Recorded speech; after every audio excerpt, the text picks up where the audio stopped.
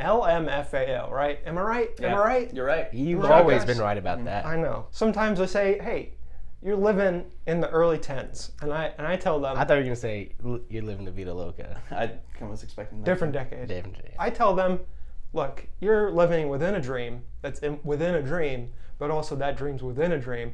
But also then there's just an infinity dream. Think I about it. haven't None. stopped thinking about that exact same thing since July of 2010. Best movies of the decade. Which decade? Decade. Hold on. There's so many up here. Oh, 90s, 2000s, millennium. Yes, we're doing the best movies of the millennium. Men in Black 1, Men in Black 2, Men in Black 3. Bad Boys. Bad Boys, Bad Boys 2. Not Bad Boys for Life, though. Haven't come out yet. Nope. It'll different decade. Different decade. Still a millennium. The millennium's been going on for a long time. It's nonstop. Anyways, we're doing the 2010s. Yep. We all have our top 10s, but it works out to 26 movies. So this is the best 26 movies.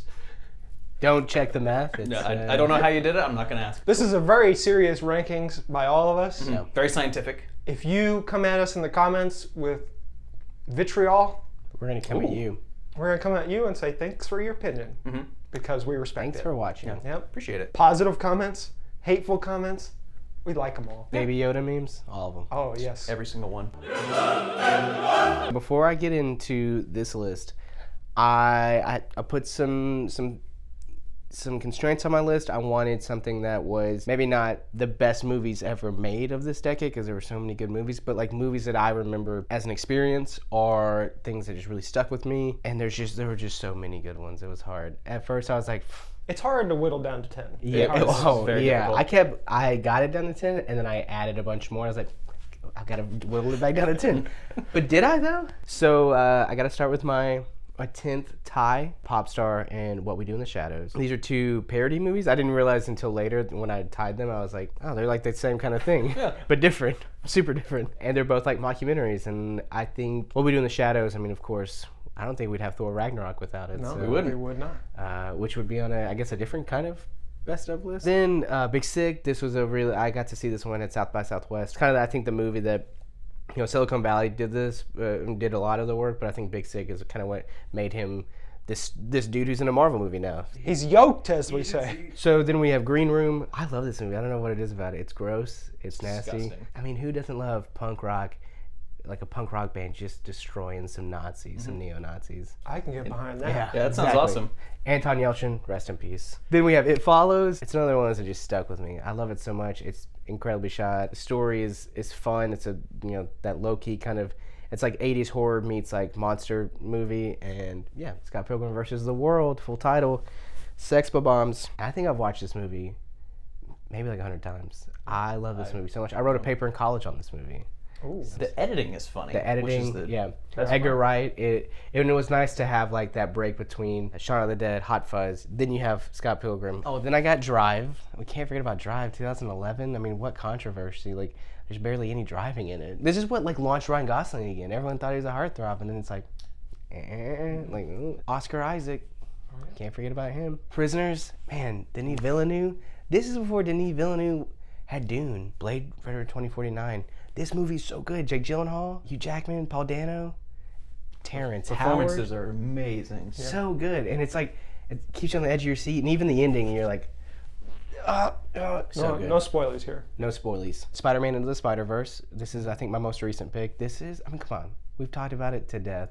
We'll continue talking about it for the next 100 years. We're all sunflowers. Thank you, Post Malone. Thank you, Featuring Post Sway Lee. Yeah.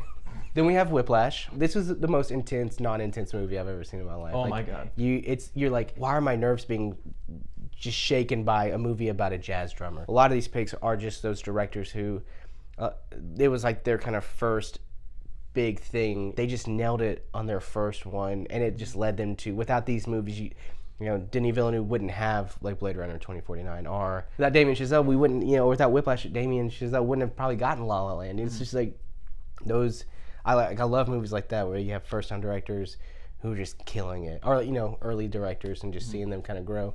They're the new big names. We couldn't talk about a top 10 of the decade without talking about Mad Max Fury Road. I mean, this movie to me is It's perfect. I don't know what it is. It's like Did you bring that one to heaven? I did. Into Valhalla. witness, witness, Mad Max. There's not much of a story there, but I read that like George Miller wanted to make a movie that would almost play as a silent film, and it does, and that's just really cool. That this 70-year-old man who directed before Mad Max Fury Road directed Happy Feet 2, and before Happy Feet 2 directed just Happy Feet. He hadn't done an action film in like 20 years, and he's like, "Hey, this is the action film to end all action films." So good. I don't know what Zach just did. Oh. I saw it 5 times in theaters. Like, man. It's me. Whoa. It's me, guys. I made a list. You pushed a button. But number 10, I've got Nightcrawler, Fantastic. which is so one good. of Jake Gyllenhaal's best performances. I say Brokeback's still probably above it, but Nightcrawler Bubble is... Boy? Bubble Boy is like, it can't even be ranked. It's You're such right. a It's iconic ascended movie. into Valhalla. Yeah, it's up there.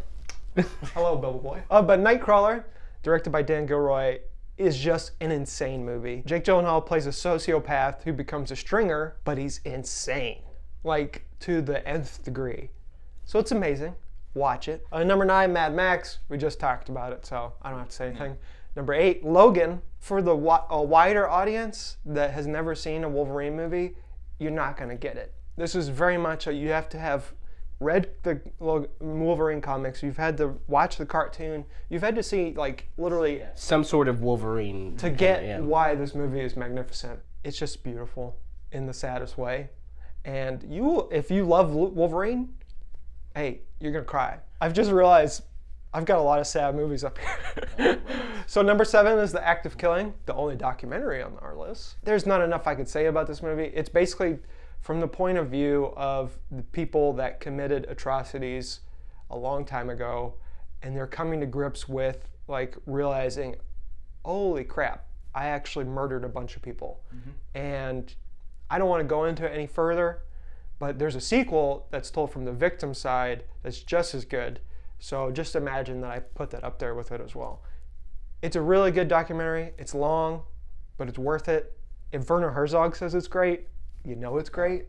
Number 6, I got Her, where Joaquin Phoenix falls in love with a phone. Spike Jonze at his most Spike Jonze-iest. Scarlett Johansson is just a voice in this, but she's wonderful. This is a movie that I argue like this is why you should like let voice acting be like awarded for things. Number 5, I have Phantom Thread, which is my first Paul Thomas Anderson movie on my list.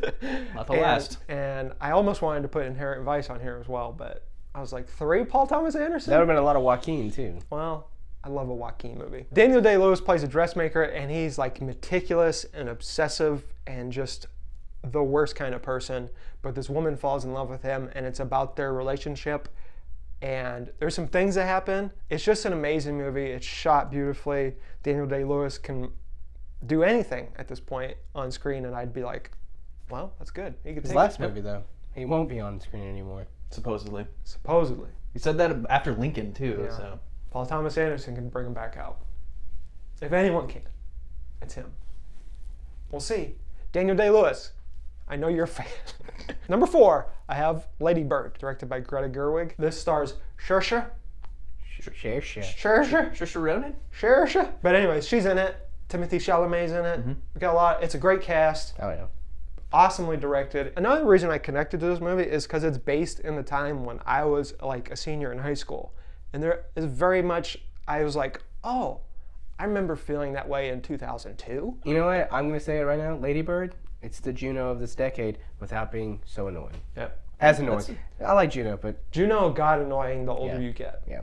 Because you're like, I don't get any of this anymore. The cheeseburger phone and all that? Not quirky enough for you?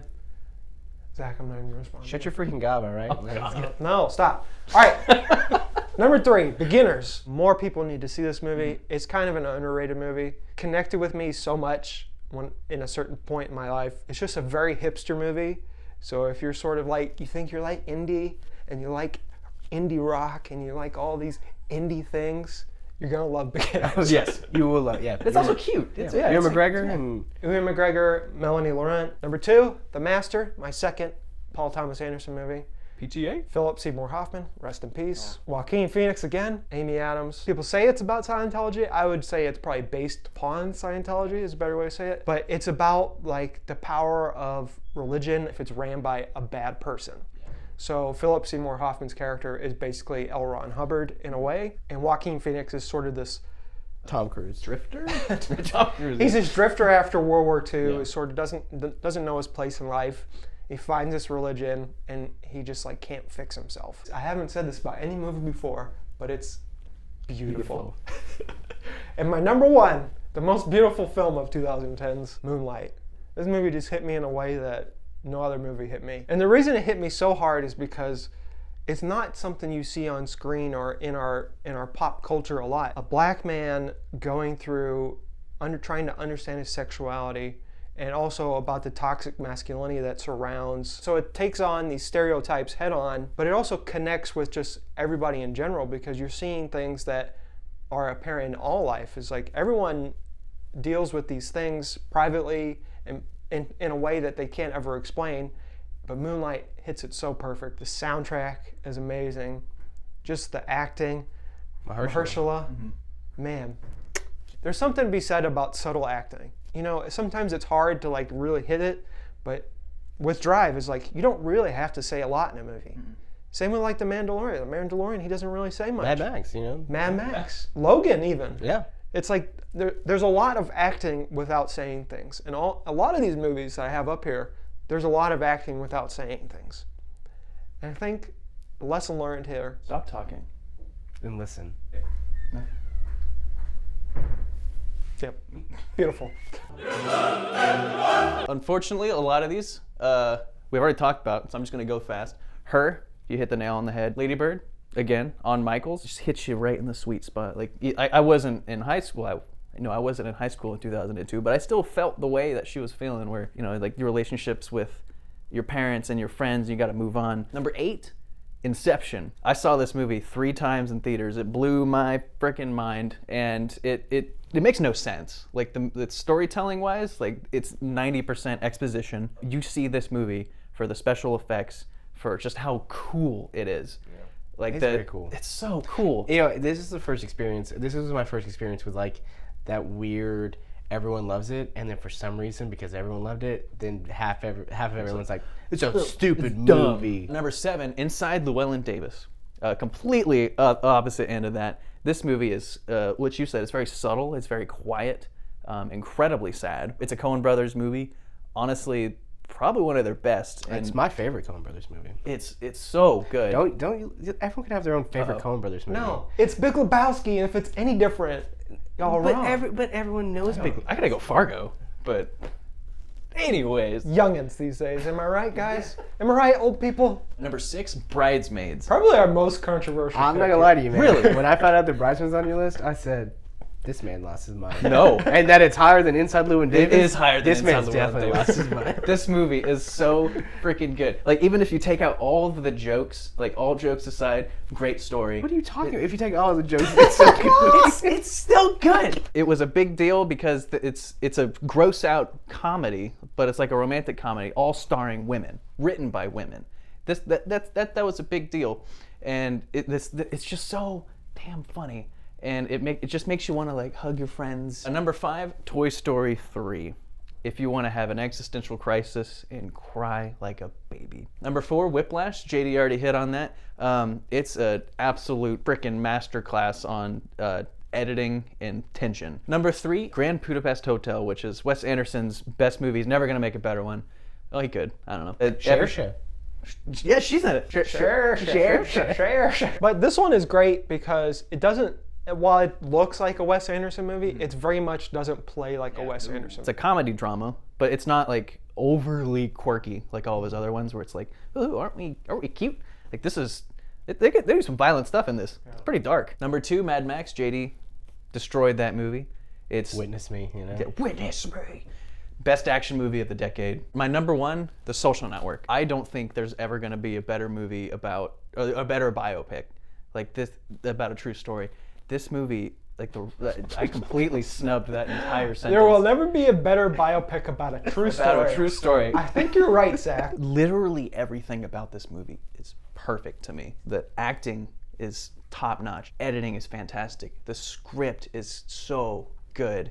even if you don't like Aaron Sorkin and his fast-paced, snarky talking. You have Sorkin and Fincher teaming up. Like those two together, like it's so perfect. If you're someone in like the 2040s trying to show someone in one movie what the 2010s was like, Social Network. it's Social Network. Yeah. We're ending the 2010s in such like a weird spot with Facebook. Yeah. That it really is. You're like, It's like it all kind made of, sense. We should have seen it all. We all should have seen we it saw coming. it coming, guys. I will say And one thing about Social Network.